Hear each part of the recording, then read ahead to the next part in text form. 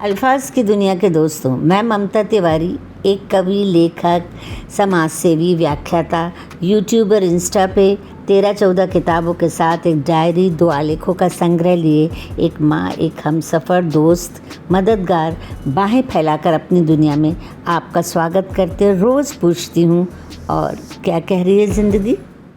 नमस्कार दोस्तों, क्या कह रही है ज़िंदगी में मैं ममता तिवारी आपसे मुखातिब हूँ और हम लोग चर्चा कर रहे थे स्वामी विवेकानंद जी के जीवन के बारे में। अभी हमने उनके अमेरिका यात्रा के बारे में, उनके सिद्धांतों, उनकी बातों के बारे में बात नहीं की। अभी हम उनके जीवन के बारे में बात कर रहे हैं। मैं चाहती हूँ हम सब जानें कि उन्होंने कितने संघर्ष के बाद इस यात्रा में सफलता प्राप्त की। अब बीच बीच में स्वामी जी एकदम भाव विभोर हो जाते थे और उसके बाद वो इतना खो जाते थे, कई बार बैठे बैठे ध्यान में बेहोश हो जाते थे और सब लोग उन्हें उठाते थे, लेटाते थे। कई बार सोचा जाता था कि वो चले गए। फिर उसके बाद उन्होंने एक दिन उन्हें अपने आप उनके अंदर एक आग जैसी, जब उन्होंने उस व्यक्ति को, लास्ट टाइम मैंने आपको बताया था एक व्यक्ति की आग मतलब बुझाई थी, तो वो उनके हाथ काले हो गए थे और उसके बाद उनके एक भीतर आग सी जल रही थी और अचानक से वो उठे। 4 बज रहे थे सुबह के और सीधे अपनी माँ के पास चल पड़े। वो अपनी माँ से वैसे भी बहुत स्नेह करते थे, लेकिन वो उनसे कल उन्होंने कि माँ चिंतन सरसा से निकल के आई और उन्होंने कहा, कहाँ से आ रहा है तू? उन्होंने कहा, काशीपुर से। उन्होंने कहा, कुछ खाया पिया भी है कि या भूखा है? तो उन्होंने कहा, माँ मैं तो जन्म जन्मांतर का भूखा हूँ, कभी ज्ञान का, कभी ईश्वर के दर्शनों का, कभी तेरे स्नेह का। तो वो हंसते हुए कहने लगी, देखती हूँ तू साधु के पास रहकर बहुत सारा चल करना भी सीख गया है। भुवनेश्वरी को लगा कि वे मात्र मुख से ही नहीं कह रहे हैं, उनका मन सचमुच अपने पुत्र की मोहिनी पर लुब्ध हो रहा है। बोले, लगता है आज तू सचमुच भूखा है, जा स्नान कर ले, थोड़ा भात है, शाक है, खा ले। तुम लोग खा चुके? स्वामी जी ने पूछा। भुवनेश्वरी सतर्क हो गई। उनका ये पुत्र घर में किसी के भूखे रहते कभी अन्न का दाना मुंह में नहीं डालेगा। बच्चे खा चुके हैं, भुवनेश्वरी बोली, मैं तुझे खिलाकर खाऊंगी। तुम्हारे हाथ का बना भोजन बहुत याद आता है माँ। यहाँ मैं ये बताना चाहती हूँ कि स्वामी जी ने हमेशा कहा कि मैं वो सन्यासी नहीं हूँ जो माता के हाथ का भोजन त्याग कर दूँ, रोना भूल जाऊँ, भावपूर्ण ना हो जाऊँ। तो फिर जानबूझकर स्वयं को उससे वंचित क्यों करता है रे? क्यों इतने दिन बाहर रहता है? क्यों समय असमय इधर उधर मारा फिरता है? क्योंकि मैं स्वार्थी नहीं होना चाहता माँ, उन्होंने कहा। मैं अपनी पसंद के भोजन के लोभ में रुग्ण गुरुओं की सेवा से तो मुँह नहीं चुरा सकता ना। भुवनेश्वरी को लगा कि उनका मन एक बार फिर से तपने लगा था। गुरु की सेवा, उस गुरु की सेवा जिसने इसका घर नहीं बसने दिया, अपने परिवार से उसको तोड़ लिया, वह समाज में रहने योग्य नहीं रहा। जन्म दिया भुवनेश्वरी ने, पालन पोषण किया भुवनेश्वरी ने और हो गया वह गुरु का। उसने अपने मन को साधा भुवनेश्वरी ने, कहीं कोई कठोर बात ना निकल जाए और ये बिना खाए पिए निकल जाए। बहुत दिनों बाद तो घर आया है। ले अच्छा जा तू स्नान करके आ, मैं थाली परोसती हूँ। माँ मैं वहाँ रहता हूँ ताकि गुरु की सेवा करूँ। वो माँ के भाव पहचान गए थे। उस सेवा का प्रबंध कर सकूँ, गुरु के निकट रह सकूँ, उनकी इच्छा होते उनके सम्मुख प्रस्तुत हो सकूँ, जब वे कुछ सिखाना चाहें तो उसे सीख सकूँ। व्यवस्था और संगठन के लिए भी मेरा वहाँ रहना बहुत आवश्यक है माँ, और फिर तपस्या भी तो उनके निकट रहकर ही कर सकता हूँ। भुवनेश्वरी का स्वर अप्रखर था। उन्होंने कहा, ठीक है, तपस्या, सेवा और माँ की सेवा, भाइयों का पालन पोषण भी तो एक तपस्या ही है। तपस्या श्रवण कुमार ने भी की थी। माँ की बात में सच्चाई थी, तपस्या तो श्रवण कुमार ने भी की थी। तो फिर ठाकुर से दूर रहना पड़ेगा। तो उसकी माँ चाहती क्या मैं ठाकुर से दूर हो जाऊँ? उन्होंने कहा, तुम क्या चाहती हो माँ? बोले, अपनी पुस्तकें ले ले और माँ नानी के घर चला जा और अपनी कानून की पढ़ाई को पूर्ण कर। बोले, अच्छा पहले भोजन करो, फिर उसके बाद मैं किताब लेकर नानी के घर चला जाऊँगा। और सचमुच में वे पुस्तकें उठाकर नानी के घर की तरफ रवाना हुए। बस उसके बाद उन्होंने पुस्तक पर गड़ाने के बाद उनका मन नहीं लगा और अचानक उन्हें लगा कि वो तेज़ी से भागते चले गए। उन्होंने जो दौड़ना शुरू किया वे वहाँ से, ताकि कोई पुरानी स्मृति उनके दिमाग में ना रहे। ये एक मतलब ये बात मैंने उनके माँ के परिवार के संबंध में बताई कि उन्हें बंधन लगता था, लेकिन वो उस बंधन को प्यार भी करते थे। अपनी माँ के बंधन को वो हमेशा प्यार करते थे। उन्होंने अब अपने पुराने उनके बोलने में एक इतना अद्भुत आकर्षण था कि उनके दो मित्र थे, शरद और शशि। दोनों उस समय रामकृष्ण परमहंस के जाने के बाद वो लोग आश्रम छोड़ के आ गए थे और वो अच्छे घर के थे, उनको वापस लाना मुश्किल था। सबने कहा उनके परिवार के सामने ऐसी बात नहीं करना, उनके पिता ने लेकिन उन्हें मिलने दिया। उनकी बातें इतनी रोचक और इतनी लुभावनी थी कि वे दोनों आश्रम छोड़कर उनके साथ वापस आ गए। अब इसके बाद देखिए, मेरे पास इतनी सामग्री है और इतना सब कुछ है कि अगर मैं ये सारी बातें आपको, इतनी सारी बातें भारत भ्रमण की बताऊंगी तो अमेरिका यात्रा छोटी पड़ जाएगी। पर फिर भी मैं आपको थोड़ी बातें बताना चाहती हूँ कि विवेकानंद जी के पास उस समय केवल एक जिम्मेदारी थी कि वे अपने गुरु भाइयों का अनुरोध रखते थे और वो उनका ध्यान रखते थे। पर इस बार उनका मन विचलित हो गया और वो तीर्थ भ्रमण के लिए निकल पड़े। अब दल का एक भाग तो मठ में रहता था, शशि, उसका नाम उन्होंने रामकृष्णानंद रख दिया था, स्थायी रूप से मठ में रहता था, मठ की व्यवस्था करता था। वाराणसी पहुँचे। वाराणसी में उस समय भास्करानंद की बहुत चर्चा थी। सीधे उन्होंने अपने गुरु रामकृष्ण परमहंस का नाम लिया तो भास्करानंद हंसे, बोले तुम अभी बच्चे हो, इस उम्र में ये सब बातें नहीं समझ पाओगे। तो उन्होंने कहा उनके कंठ में सरस्वती विराजमान है, इसके हृदय में ज्ञान लोक प्रदीप्त हुआ है, वह लोगों से बोले। गुरु के संबंध में उन्होंने कुछ अनादर सूचक शब्द बोले जिससे उन्हें स्वामी जी को थोड़ा दुख हुआ। अलवर के महाराज विवेकानंद के तेज के आगे नतमस्तक हो गया, बोले स्वामी जी आप तो इतने बड़े विद्वान हैं, यदि चाहें तो एक ही स्थान पर रहकर बहुत सा धनोपार्जन कर सकते हैं, मगर आप नगर नगर शहर शहर भिक्षा क्यों प्राप्त करके जीवन यापन करते हैं। सवाल के जवाब में स्वामी विवेकानंद बोले आप अपने राजकाज को व्यवस्थित करके अंग्रेज अधिकारियों के साथ शिकार खेलने में क्यों व्यस्त रहते हैं। वहाँ जितने कर्मचारी थे डर के काँप गए स्वामी जी का जवाब, और वह भी एक राजा से। राजा क्रोधित हो जाए तो कुछ भी कर सकता है। उल्टा राजा मुस्कुरा के बोले शिकार खेलना मुझे अच्छा लगता है। स्वामी जी ने कहा साधु वेश में घूमना मुझे भी अच्छा लगता है, पर दोनों के अच्छा लगने में फ़र्क है। एक का अच्छा लगना निरुद्देश्य है, दूसरे का उद्देश्यपरक है। स्वामी जी का उत्तर सुनकर महाराज एकदम भाव विभोर हो गए और उन्होंने उनके पैर छू लिए। एक दिन खेतड़ी राज के सेक्रेटरी श्री जय मोहन स्वामी जी के दर्शन हेतु पधारे। सेक्रेटरी साहब ने सोचा कोई मामूली सन्यासी होगा। उन्होंने कहा महाराज आप हिंदू हैं। बोले फिर आप मुसलमान क्या क्यों खाते हैं। बोले मैं क्योंकि मैं हिंदू हूँ। बोले महाराज धर्मनिष्ठ हिंदू तो मुसलमान के हाथ का नहीं खाते। बोले जो नहीं खाते वे अज्ञानी हिंदू हैं, इसलिए कि उन्हें वेदों का ज्ञान नहीं है। वेदों में कहीं ये नहीं लिखा किसका छुआ खाओ और किसका नहीं। सेक्रेटरी ने, खेतड़ी महाराज के सेक्रेटरी थे, फिर उसके बाद तो महाराज से जो दर्शन हुए, महाराज ने जो उनके, महाराज जो कहते हैं फ़ैन हो गए उनके, वो सारा जीवन बने रहे और सारा जीवन उनका उन्होंने ही चलाया। इस बात को हमेशा हमें याद रखना चाहिए।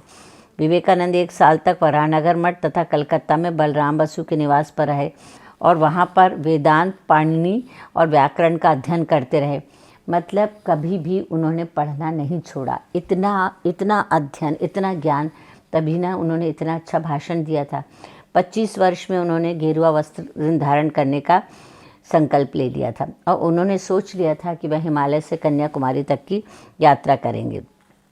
काशी में वे ज़्यादा दिन नहीं रखे। अब वो उसके बाद हिमालय की तरफ चल पड़े, जो उनका था नैनीताल, अयोध्या, बद्रीनाथ और केदारनाथ पहुंचते हुए अल्मोड़ा पहुंचे।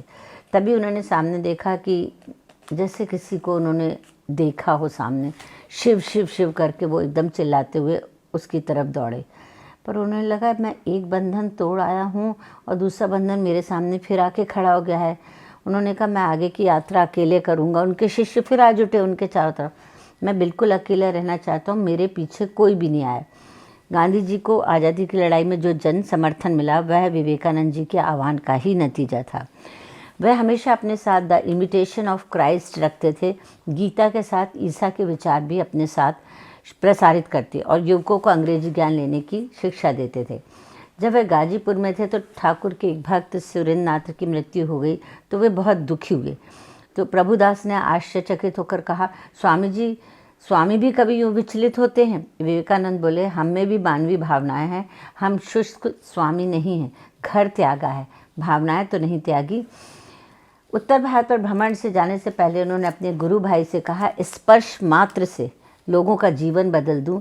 जब मुझ में इतनी क्षमता होगी तो मैं वापस लौट आऊँगा। और वो फिर आगे चल पड़े। जाने से पहले उन्होंने शारदा देवी परमहंस जी की पत्नी का आशीर्वाद लिया। वो उन्हें बहुत प्यार करती थी। हिमालय की यात्रा के दौरान उन्हें एक ऐसे परिवार में भी ठहरना पड़ा तिब्बत में, जहाँ 6 भाइयों की एक पत्नी थी। स्वामी जी को ये बहुत अनैतिक भी लगा। उन्होंने कहा, एक स्त्री पर अकेला एक ही पुरुष अधिकार जमाए, इससे बड़ी स्वार्थपरता क्या होगी। विवेकानंद पर समझ गए, देश काल के द्वारा नैतिक मान्यताएं भी हर जगह बदलती हैं। तो वे सोच में पड़ गए कि वो क्या क्या बदलें। हमारे देश में कितनी चीज़ें गलत हैं, कितनी चीज़ों को उन्हें बदलना पड़ेगा। तो देश यात्रा उनकी सफल हुई, क्योंकि उन्हें पता चला हमारे देशों में, मतलब हमारे देश में किन किन जगहों पर क्या क्या गलत हो रहा है।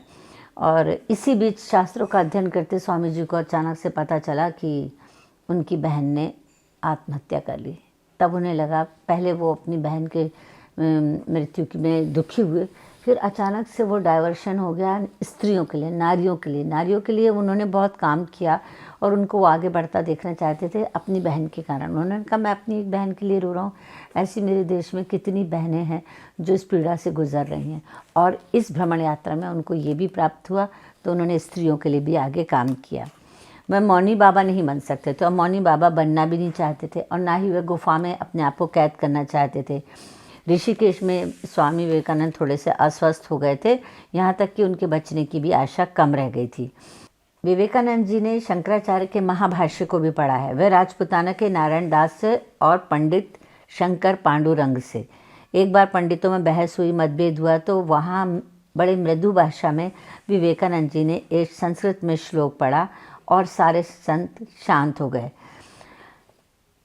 उन्होंने कहा, एक दिन मैं समुद्र के किनारे खड़ा तरंगों का नृत्य देख रहा था। एकाएक मन में आया कि मुझे इस विशुद्ध समुद्र को लांघ कर सुदूर विदेश में जाना चाहिए। यानी ये भावना अब उनके अंदर जागी। एक बार स्वामी जी मैसूर के राजभवन में ठहरे हुए थे, तब उन्हें पहली बार पता चला कि शिकागो में एक धर्म सम्मेलन होने जा रहा है। अब मैं नरेंद्र कोहली जी की न भूतो न भविष्यति से इनके भारत भ्रमण का जो इन्होंने पूरा विवरण लिखा है, पूरा तो मैं नहीं सुना सकती, पर मैं जितना बीच बीच में से बता सकती हूँ आपको कि सब। चलो, ये काशी, एक बार काशी से लौटकर मठ भी बीच में आया। उन्होंने कहा, लौट क्यों आया? सब ने पूछा कि मन नहीं लगा। बोले, नहीं, कहाँ से आया? बोले, आया तो मैं वरानगर से हूँ। और इन्होंने बाल गंगाधर तिलक से भी मुलाकात की, उनके साथ वक्त बिताया। और सोचिए आप, जो व्यक्ति कहाँ कहाँ, मतलब किन किन लोगों, जिन जिन लोगों से ज्ञान प्राप्त कर सकता था, उनके पास गया, और उसकी भिक्षा मांगने में स्वामी विवेकानंद जी को ज़रा भी शर्म नहीं आती थी। गाजीपुर पहुंचते ही वो पवहारी बाबा से मिलने के लिए गए। जब सब भारत भ्रमण करके लौटे तो उन्होंने अपने लिए एक गुफा खुदवा ली थी। अब उस गुफा के अंदर रहते हैं पवहारी बाबा, और उनके दर्शन बड़ी मुश्किल से होते हैं। और उन्होंने अपने आप को गुफा में कैद रखा। ये 5 दिन बैठे रहे। इन्होंने सोचा कि मैं तो उनके दर्शन किए बगैर नहीं जाऊंगा, पर फिर आखिर बैठे रहे और आखिरी दिन उनको बुलाया गया। तो उन्होंने कहा, स्वामी जी, आप इस तरीके से गुफा में रहेंगे तो लोगों को ज्ञान कैसे देंगे? क्योंकि वो इसलिए कि बोले, आप अंदर बंद रहेंगे, लोगों को पता कैसे चलेगा? आपको बाहर निकल के आना चाहिए और लोगों को ज्ञान देना चाहिए, उनको सही रास्ता सुझाना चाहिए। पवहारी बाबा ने को उनकी ये बात बहुत अच्छी लगी। पवहारी बाबा ने उनसे कहा, मेरी शरण आए हैं, मेरी कृपा चाहते हैं और किसी दिन भी चले जाएंगे। बाबा हंसे, कुछ दिन यहाँ ठहर कर मुझे कृतार्थ कीजिए, प्रभु आपका कल्याण करेगा। स्वामी जी एकदम चौंक गए, क्या कह रहे हैं बाबा? उन्हें रुकने के लिए कह रहे हैं, प्रभु कल्याण करेगा? कितना बड़ा आश्वासन है। इसके बाद की तो बहुत यात्राएं। स्वामी जी पता नहीं कितने लोगों से मिले। उनके एक शिष्य जो है बीमार पड़ गया अल्मोड़ा में, उनके पास रहने की जगह नहीं थी। वो एक अपने मित्र के घर गए। उनके मित्र ने ईसाई धर्म कबूल कर लिया था, लेकिन उन्हें कोई ऑब्जेक्शन नहीं था, ना मित्र को था। लेकिन 2 पादरी आके उनसे झगड़ा करने लगे। बोले, तुम लोग का धर्म कितना गरीब है, ऐसे धर्म से क्या फ़ायदा? तो बोले, तुम लोग, तब पहली बार उन्होंने ईसा धर्म के वैसे तो वो बाइबल भी पढ़ते थे, लेकिन उन्होंने उन पादरियों से कहा, आप लोग अपने धर्म में नौकरी करते हैं तो आपको अच्छी सुविधाएं, पैसा रुपया सब मिलता है। हम लोग आज़ाद हैं, हम लोग नौकरी नहीं करते, हम लोग सन्यासी हैं। इसलिए बोले, आप लोग के पास भोजन भी नहीं रहता। तो बोले, इसीलिए हमारे पास भोजन नहीं रहता, हम मांग के भिक्षा लेके लेकिन ज्ञान एकत्र करते हैं। और इस तरह से फिर उस दिन उन्होंने अपने दोस्त का घर छोड़ दिया। एक बार उनकी मुलाकात मनमथ बाबू से हुई। उन्होंने पूछा, किस परिवार के हैं आप, आपके माता पिता कौन है, आप कहाँ रहते हैं। उन्होंने बहुत सधे ढंग से कहा, वो नहीं बताते थे अपने बारे में स्वामी जी। तो उन्होंने कहा, कौन सी पुस्तक पढ़ रहे हैं। साधु ने सीधे मनमथ बाबू से पूछा। उन्होंने व्यंग से कहा, क्या पढ़े लिखे भी हैं आप, अंग्रेज़ी जानते। बोले, थोड़ी थोड़ी जानता हूँ, अंग्रेज़ी जानने से ही थोड़ी कोई पढ़ा लिखा हो जाता है, क्या पढ़ लिख कर ही तो अंग्रेज़ी आती। उन्होंने कहा, नहीं, बहुत से अंग्रेज़ और अमेरिकी हैं जो तनिक भी पढ़े लिखे नहीं हैं, किंतु उनको भी अंग्रेज़ी आती है। पर भारत में ऐसा नहीं, आप पढ़े लिखे हैं तो महात्मा बुद्ध के बारे में अवश्य जानते होंगे, नाम तो सुना ही होगा। उन्होंने प्रश्न अंग्रेज़ी में किया था। सोचा अभी इस पाखंडी की पोल खुल जाएगी। कौन कौन हिंदू उनके विषय में नहीं जानता, आपका उनके विषय में क्या विचार है। अब इसके बाद स्वामी जी ने बोलना शुरू किया अंग्रेज़ी में, तो उनका मुख आश्चर्य से खुल गया। उन्हें एक भिखारी से इस तरीके की बातों की उम्मीद नहीं थी, और उन्होंने पूरा दर्शन शास्त्र, तत्व ज्ञान सब पर चर्चा की। उन्होंने कहा, भगवान को मानते। बोले, हाँ मैं मानता हूँ। श्री कृष्ण को मानते। बोले, श्री कृष्ण को भगवान नहीं मानूंगा तो किसे मानूंगा। बोले, तो उन्होंने अपनी गोपियों से विवाह क्यों नहीं किया। बोले, श्री कृष्ण तो मुझसे भी प्रेम करते हैं, तो क्या वो मुझसे विवाह कर ले। बोले, आप परिहास कर रहे हैं। बोले, नहीं, मैं पूर्ण गंभीरता से कह रहा हूँ। यदि आप श्री कृष्ण से अपेक्षा रखते हैं कि वे सारी गोपियों से विवाह कर लेते, तो ना आप प्रेम को समझते, ना गोपियों के प्रेम को। वह काम विहीन प्रेम था, अलौकिक प्रेम। उसकी परिणति विवाह नहीं, भगवत प्राप्ति थी। उन्होंने कहा, भगवान राम ने सीता की अग्नि परीक्षा क्यों ली। किसी व्यक्ति की परीक्षा लेने के लिए उसे अग्नि में प्रविष्ट कराना ठीक था। उन्होंने कहा, भगवान राम ने सीता माता को अग्नि में प्रविष्ट कराया क्योंकि वे भगवान थे। अग्नि में प्रविष्ट कराकर भी वे उनकी रक्षा कर सकते थे। भले ये तो कोई उत्तर नहीं हुआ। अवतार बनकर मानव लीला कर रहे थे तो भगवान के समान ही आचरण करना चाहिए था। उन्होंने कहा, मैं आपसे सहमत हूँ, पर आप ये बताइए, यदि कोई मनुष्य, आप या मैं, अग्नि में प्रवेश करके ये कहें, हे अग्निदेव मैं सच्चा हूँ, मुझे जलाना मत, तो क्या वह जलने से बच जाएगा। उन्होंने कहा, नहीं, प्रकृति का नियम नहीं बदल सकते। तो फिर आपने अपने प्रश्न का उत्तर स्वयं दे दिया। मैं समझा नहीं। बोले, मान लीजिए कि भगवान थे, लीला कर रहे थे, आपको संगीत का ज्ञान है। उन्होंने कहा, हाँ। फिर उन्होंने जानबूझ के तानपुरा वगैरह सब बुलाया, और फिर उनसे जैसे संगीत सुनना शुरू किया तो वो उनके आंखों से आंसू बहने लगे। मनमथ बाबू बहुत बड़े मतलब रईस थे।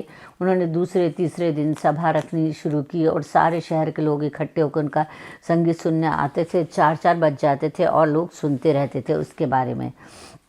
अब इसके बाद एक दिन क्या हुआ कि उन्हें लगा कि वो 2 जन साथ में चल रहे थे, शायद मेरे ख्याल से अखंडानंद थे।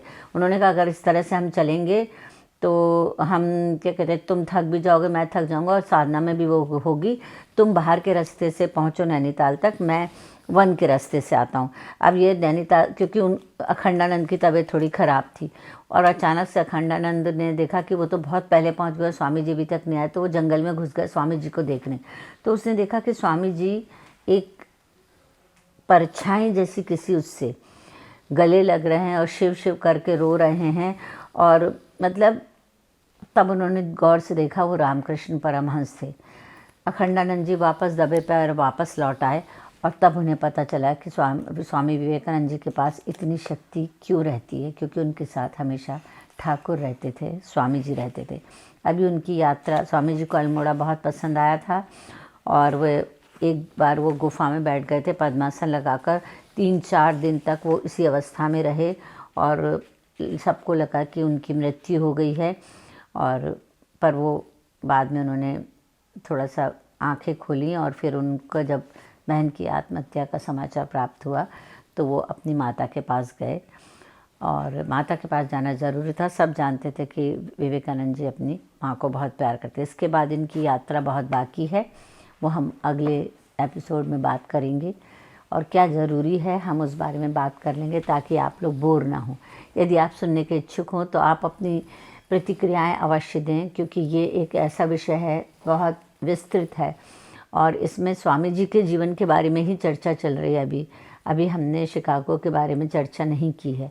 तो अगर आप अभी उनके जीवन के बारे में सुनना चाहते हैं तो मैं उसमें आगे कंटिन्यू करूँगी, नहीं तो मैं फिर सीधे आपको अमेरिका भ्रमण स्वामी जी के साथ कराने के लिए ले चलूँगी। नमस्कार, शुक्रिया।